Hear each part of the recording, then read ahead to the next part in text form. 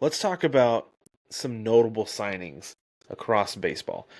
The biggest one, Brig, though, I think is Max Scherzer signing with the Blue Jays for 1 year, $15.5 million. Okay. We'll come back to these because Okay. just give you a You're minute. just going to run Okay. down the list first. All right, Okay. cool. So the next one, okay, we got Wise. Jorge Polanco. He re-signed with the Seattle Mariners, 1 year, $7.75 million. He's actually going to play third base. Mm-hmm. Jack Flaherty, he went back and he signed with the Tigers. 2 years, $35 million. Tommy Kahnle signs with the Tigers also for 1 year, $7.75 million. Hassan Kim signs with the Rays for 2 years, $29 million. He's going to miss the start of the season, recovering from shoulder surgery. Instead, Taylor Walls will play shortstop, which is where they're going to put Kim. Put him at Yep. shortstop. Kirby Yates is the last one. Kirby Yates signed with the Dodgers, 1 year, $13 million as a result in a corresponding move. The Dodgers DFA'd designated for assignment Ryan Brazier, who is owed $4.5 million this year. Okay. Like I said, we'll get back to that because Mm-hmm. that's a fascinating one. That one is. They Brig, what do all you think are. about the move with Max Scherzer to the Blue Jays? I've been thinking a lot about this. I think 1 year is a little bit of a prove it deal, and that's fine. I got it. I also think he's old and slowing down. Let's be honest. Injury prone as well, given recent history. So maybe a prove it deal is not necessarily fair, but what I don't else do think you at have in the 40 tank? you're getting a prove it deal. No, it's what else you got? I can't It's commit to 2 years. I'll give you one. and we refuse to commit to 2 years of you. Right. Exactly. So, yeah, and that's what I mean from the Blue Jays. They're like, Oh yeah, yeah. nope, nope. Well, let's see how one goes. Might get out of here. I think the price tag makes sense, right? If he can bring what he's got left, then great. That's awesome. Everybody wins in that situation. I don't think there's anything wrong with the price. What do you Well, think? I think the price tag is based absolutely 100% on what Justin Verlander got from the Giants. For sure. Because Verlander got 1 year 15. So of course, Max Scherzer, being the union man that he is going to ask for 15.5. Yep. Right? So there's Makes that. sense. I think it's a good move for the Blue Jays. They had some issues with Mm-hmm. pitching last year, and it's kind of like a what do we got to lose? That's Right? right. Yeah, we need to get better. And if Scherzer stays healthy, there's a really good chance that he makes us better. If not, well, we wouldn't have had him anyway. So Exactly. might as well. And with I their think it's deep pockets, it's not enough money to be worried about. Like, exactly right. And they've whiffed on enough guys that they've got a bunch of money just lying around, it feels like, that's just waiting to be spent, burning holes in their pockets. So yep. Well, that's 15.5 why I for think Max it's a Scherzer. win-win. No big Yeah. deal. Yep. I absolutely agree. Okay, Jorge And Polanco back. Oh, and sorry, I go ahead. wish him the worst. So, Well, of course you do, being a fan of an AL East team. as a baseball fan, to get at least one more good year out of Max Scherzer is fabulous, right? Everybody wants that. But Right. in the division, not a fan. Suddenly. Although I think he's All right, fabulous. Jorge Polanco re-signed with the Mariners. So as a Mariners fan, at first I was kind of like, really? We're going to try to run this back again?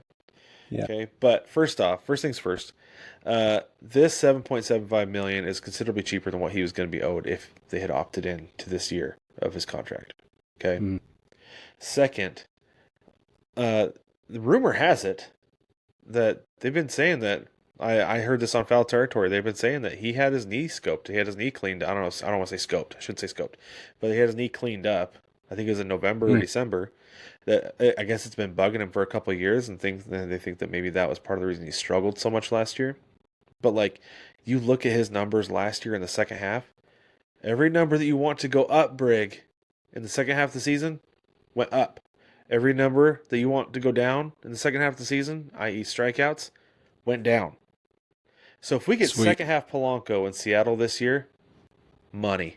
I'm all for it. I would love it so much. Yeah. So, Yeah, that's awesome.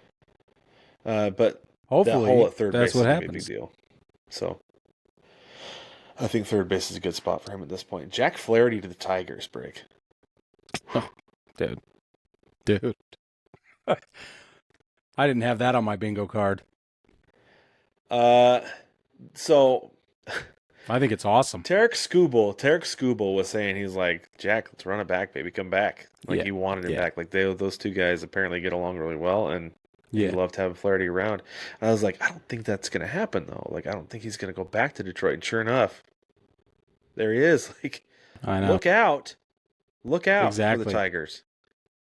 Well, we were all going to need to look out for the Tigers anyway, but this is very exciting for Tigers fans.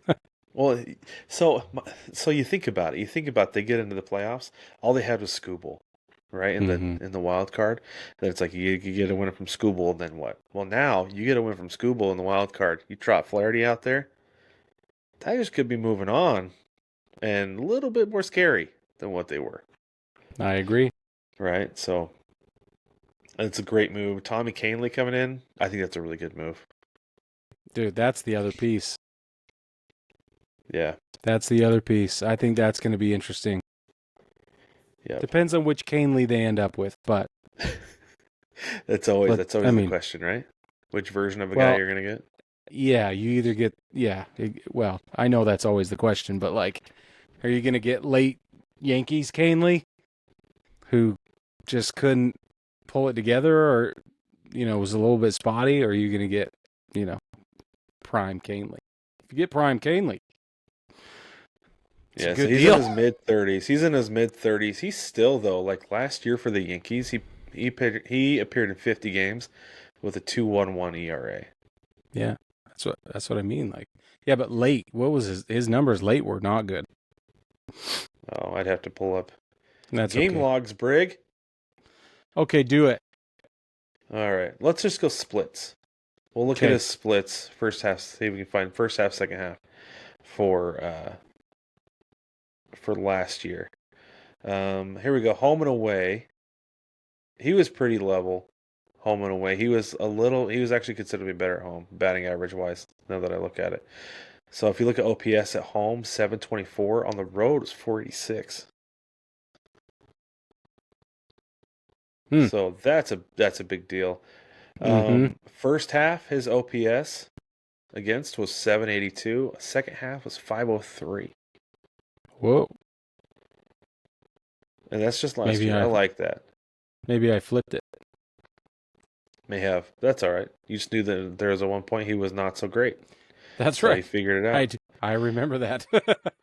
and maybe what it was, the second half he figured something out, and then now he's like, that could be the Kahnle the Tigers get. Maybe that's it. Well, good for them. Yeah. They're stacking up. It's going to be interesting. Gonna be scary in that division. Ha-Seong Kim, I think this is the most that the Rays have ever paid for a free agent, is what I saw. 2 years, 29. Dude. It sure feels like I don't think the Rays have ever paid for a free agent, so I wouldn't be surprised.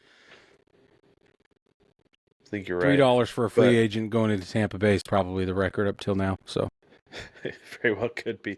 The thing that's funny about it, though, is that, like, I know the Mariners were in on Kim, and so there's a couple things here that I want to talk about with this. Is that we talked last week about how if you're getting $10 in New York or you're getting $10 in L.A., where are you taking that $10? Most people are taking that $10 in L.A., right? Certainly right now, yeah. You're getting $10 in Seattle. You're getting $10 in St. Petersburg. Apparently, you're taking $10 in St. Petersburg because the Mariners had to at least offer $229. If they weren't, then John Stanton needs to sell the team because you've got to be able to pay more than that for a free agent, especially that caliber, if you're going to be competitive in this league. And you can just get the heck out if you're not going to. So there's that, right? But I'm going to tell myself that he chose the $10 in St. Pete over the $10 in Seattle because. It helps you sleep at night. Yeah, because he feels better about hitting in St. Pete than he does in Seattle. That's I'm going to tell myself, Brig. Everybody hates hitting in Seattle. And maybe And maybe part of it is that he wanted to play shortstop instead of second base. Because JP Crawford has shortstop nailed down in Seattle, and that might have been part of it. But Dude, that's got to be as much of an explanation as any. Like, that makes perfect sense. yeah, it could be. But yeah, it worries me though seeing what guys went to other teams for. That like Yeah. the Mariners were like quote unquote in on, and then they didn't get them, and it's like, you kidding me? Pony up, Stanton. Let's do this. It's ridiculous. Right. Yeah, you're not But the wrong. Kirby Yates signing to the Dodgers, like $10 in LA. There it is. That's right. Yep. So, I don't know, man. Like, there.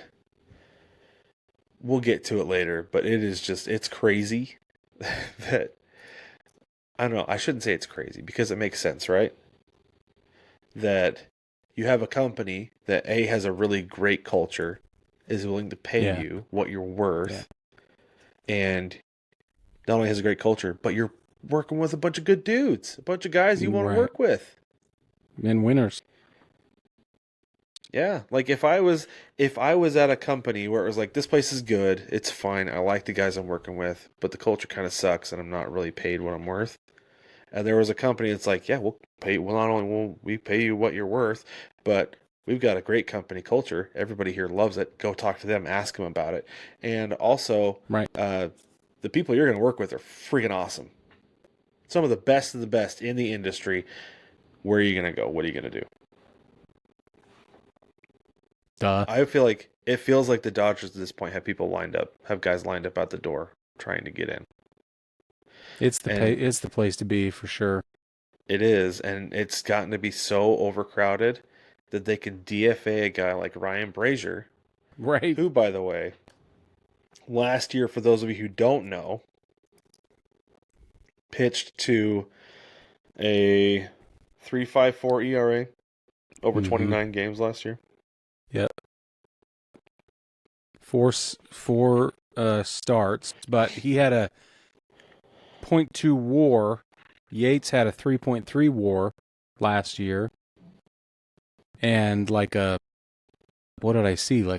Hold on, let me go back. Last year he pitched a 1. Those are just bullpen games. Yeah, but 1.17 ERA with 33 saves. There it is. Come on, man. I'd swap Brazier for Yates with those numbers. I would too. That's not it's crazy. And let's see, and Brazier is 37. Mm-hmm. Yates is 37. He is 37, isn't he? Wow. Mm-hmm. I knew he was up there, but I thought maybe he had a year or so on him. But yeah, I don't know, man. It's just crazy because Brazier was good, right? And then I think a lot of teams would look at it and be like, yeah, we're good. But I guess, if you can upgrade and get better, then you take it where you can get it. Any chance you've got. That's how you win World Series. That's how you win a World Series. It is, and I'm interested to see where Brazier goes now, because I can think of a couple of places that would be a great landing spot. Yeah. So they DFA'd him. Currently, as of right now, he's still in the organization. They haven't traded him or anything yet. So, so I don't know what's going to happen to him, but I'm sure that he'll get moved during spring training. Somebody's bullpen is going to have an issue, and they're going to need somebody, and they're going to make a deal for him. So that's a lot of the chatter surrounding Luis Castillo with the Mariners, why they haven't dealt him yet, because the offer to the deal just wasn't there. But a lot of the talk is that there's going to be a team somewhere that loses some starting pitching. They're going to need him. They're going to be desperate, and they're going to send some bats to Seattle for him. So we'll see. We'll see how it goes. All right. You think they'll give up Luis Castillo? They've been talking about it all winter. Yeah. Yeah, they were trying to move him a while ago, but Jerry DiPoto just said that the offer that the right move wasn't on the table, which I'm like,